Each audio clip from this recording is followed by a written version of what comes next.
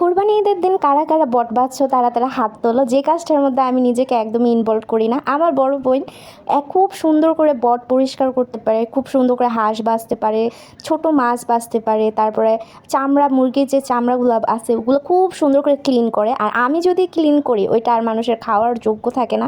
মানে আমি এই কাজগুলো থেকে না খুবই, কি আর বলবো, আমি এমনিতে রান্নাবান্না খুব ভালো পারি, কিন্তু আমার বড় আপু আমার এই বাকি কাজগুলো সামলে নেয়। তো এইবার ঈদটা তো আমরা সবাই একসাথেই করেছিলাম। আমার আপু দেখেন কি সুন্দর করে বটটাকে প্রসেসিং করে নিছিল। আসলে সবার দ্বারা সব কাজ সম্ভব হয় না। এই দেখেন আমার আপু কিন্তু বটটা এমনভাবে প্রসেসিং করতেছিল যে মাঝে মাঝে মন চাইতেছিল আমি একটু হাত লাগাই। তারপরে আপু বলতেছে না থাক, তোর এগুলোর মধ্যে ইনভলভ হইতে হইব না, তুই এই বাকি কাজগুলো সাইরা নে, গরুর গোস্তটা রান্না করে নে। তারপরে আমি তো রান্নাবান্নার কাজে যেহেতু ইনভলভ হইতে পছন্দ করি, তাই তো আমি রান্নাবান্নার দিকটা সামলাচ্ছিলাম। আর আপু একটু পর পর আমার আপু দুলাভাই তারা এই বটের এগুলো নিয়ে আসতেছে, আর আপু এগুলো সুন্দরভাবে পরিষ্কার করে ধুয়ে টুয়ে নিচ্ছিল। আর নাড়ি ভুড়িও ছিল কিছুটা।